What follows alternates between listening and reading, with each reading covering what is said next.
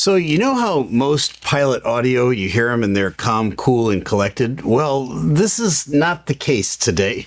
Here's a pilot that absolutely loses it, but it has a really good outcome at the end. Listen to the panic in this kid's voice.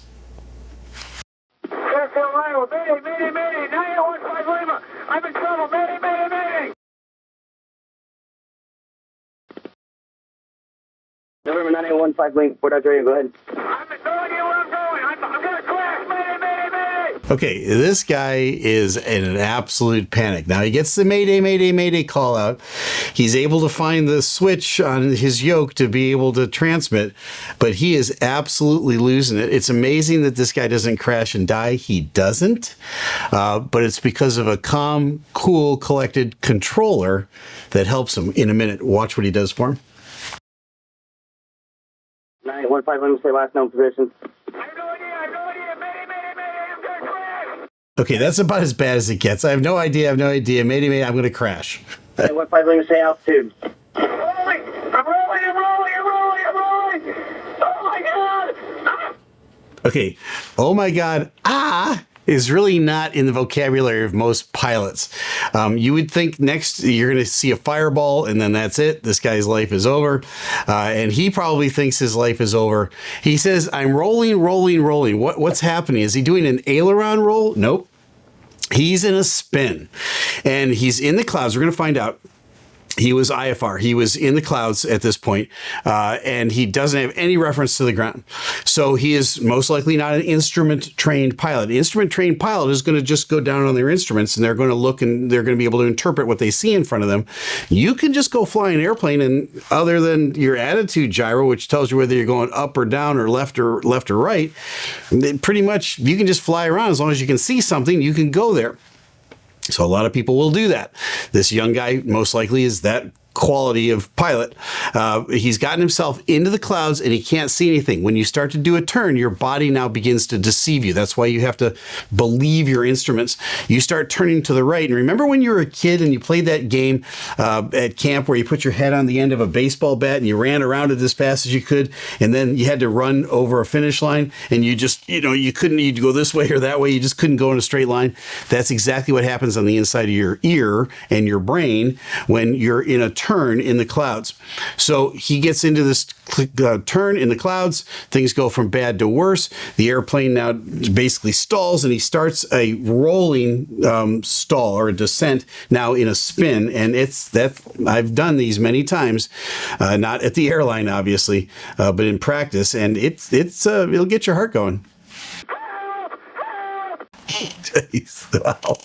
Calling for Dodge, release the stick, go forward on the stick, and then slowly back again. Okay, so this guy now, the controller in the tower says, just release the stick and come back slowly on it. So that's exactly what they train you to do.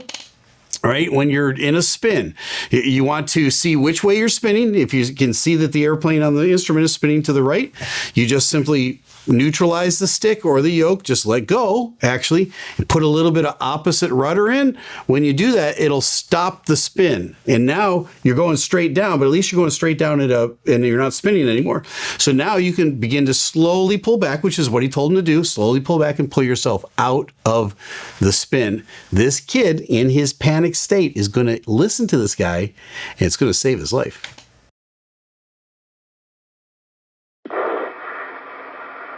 I'm straight level. I don't know where I am.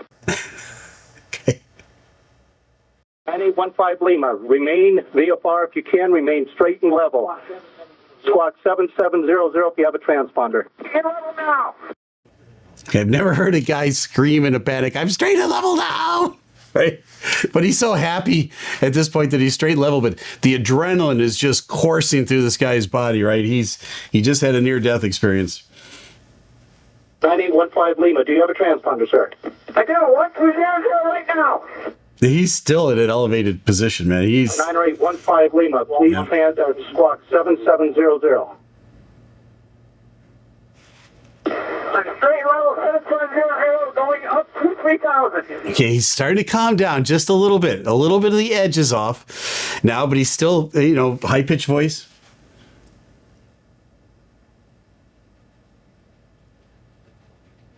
I'm in complete IFR.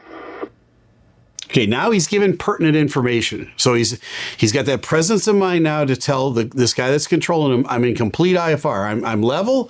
I've got it. I'm looking at my instruments. I'm level, but I'm still kind of in a panic. Stick to the end of this because it's got a great conclusion. You don't normally hear what happens here at the end, but at the end, he gets on the telephone after a successful landing and calls and talks to the guy that talked him down, basically, that told him to neutralize. And they have a great conversation back and forth. You don't want to miss that. We'll be right back. But first, a quick word from our sponsor. Recently, we did a deep dive into the radar and radio outages at Newark. And anytime we're reporting on something this complex with safety concerns, infrastructure issues, and FAA decisions all in the mix, it's critical that we look at a variety of sources to make sure we're getting the full picture. That's why we're so thankful for today's sponsor, Ground News. Ground News is the news comparison platform that helped us immediately understand how this story was being covered. We saw that there were 84 stories in total, with the majority coming from outlets in the political center, 9 from the left and 12 from the right. One of the features I personally love is their bias breakdown. With the Newark coverage, for example, outlets on the left focused on underfunding and outdated systems, while outlets on the right use words like terrifying, pointing to government mismanagement. Seeing those differences helps us understand not just what happened, but how it's being framed. Other helpful tools are the factuality feature to check the reliability of outlets reporting on it, and their location of coverage tool to see how different countries were or weren't talking about it. Here on the channel, we don't want to repeat just one side of the story. We want to understand all sides, sort through the noise, and bring you our take, grounded in the facts. Ground News helps us do that. And right now, they're offering 40% off the Vantage plan. Just scan the QR code on screen or use the link down in the description. We live in a time of polarization, but Ground News helps us to cut through the noise and understand what's happening in the news. Thanks to Ground News for sponsoring this video. It really helps us to make content for you. November 15 Lima, try to remain straight and level. I'm straight level right now. Very calm, very cool. All right. Good job. November 15 Lima, yeah, I understand you are in IFR conditions. Do your best to keep wings straight and level and flying straight and level. We're going to try to get you in contact with Air Traffic Control Center. Thank you, sir. I'm at 3,000. Okay, thank you, sir. So he's relaxed a little bit, right? He's at least hearing what's going on. November 9815 Lima, are you able to switch frequencies? Affirmative.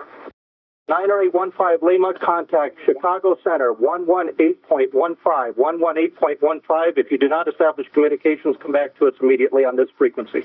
I'm your lifeline. 118.15. I'll be here for you. Number 15 Lima, roger. What's the man? Okay. We're done. So we don't see any more about the flight. He goes, he lands successfully. They finally talk this kid down. He calmed down enough. Here's the airplane that he was flying that day. But let's pick it up with the phone call between him and that air traffic controller, because it's really kind of sweet at the end. You don't often have this sort of connection with somebody that you work with professionally or just a voice over the radio. And this kid is grateful for his life, and he ought to be. Then what if I can't get a weather briefing? Ben? From Pella to St. Joe. Okay, what's your call sign? 9815 Lima. Ben? You guys have dealt with me already today. Yeah, we sure did. So everything worked out for you, obviously. Yeah, I was just talking to the guy in Aurora, and you guys are saints. Okay. You guys pretty much saved my life. Yeah. So what happened there? You just got in the clouds and the aircraft started to roll on you, or got vertigo, or? It rolled a couple of times. Really? Yeah, I was making the turn. I realized I needed to make the turn back to Fairfield. Mm-hmm. So you were trying to turn back when this happened, or?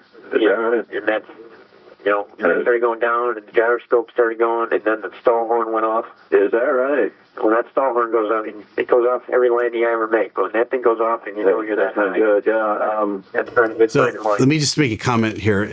I love the conversation between these two. I don't know how young the pilot is. He just sounds young to me. He's probably a kid. And the guy he's talking to right now from Aurora, it sounds like a dad. And I know it's not his dad, but he's got that dad tone. He's asking him dad questions. Oh, yeah, tell me about your day.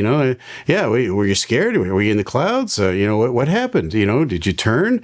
And he's kind of just walking him through it, having a casual conversation. He doesn't know this guy, but this kid calls him a saint. He said, "You guys saved my life today." He's very grateful, and he just wants somebody to hear his story. He's probably still coming down from the adrenaline rush. Let's listen to the finish of this. It's really good. So were you actually gaining some altitude down, obviously, that the Stallhorn, did you think you were like going into a spin, or? Yeah, I was. Oh, okay. Yeah, at one point I saw a tower go past my left side. Is that right? Yeah. Oh, darn. I don't know what guy was working at the time when I called, but he is, that guy ought to get a raise because, he just pretty much talked to a very impatient, horrified pilot. Well, that all worked out, that's for sure, I guess. Yeah, it did. I can't be more were you than you guys. Were you quite low when did you finally level out, do you think, or were you still in the clouds? I was still up. Yeah. Well, as soon as I saw that tower, I knew that I was. Because the tower was off my left. Oh, okay. And I knew it was pointing down.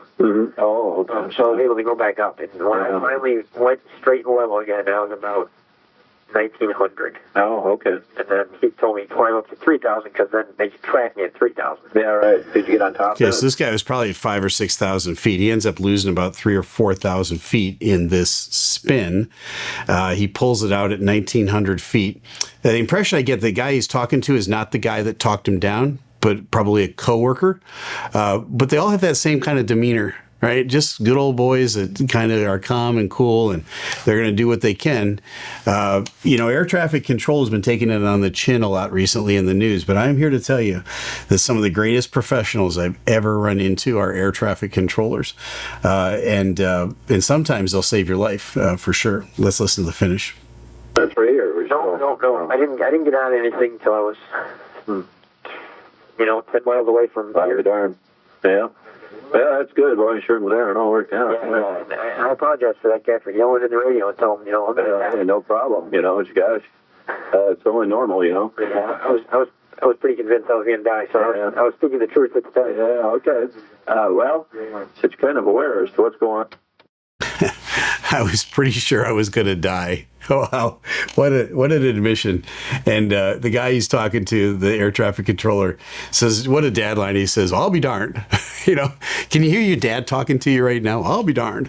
It's just a good old interaction between an air traffic controller and a young pilot that had a great outcome. But I just wanted you to see this one because it starts out with the guy that's at the controls that's in a complete panic. I don't think you can get in any more of a panic than he got in, and still it had a great conclusion. So now you know. I'm Captain Steeve. Fly safe.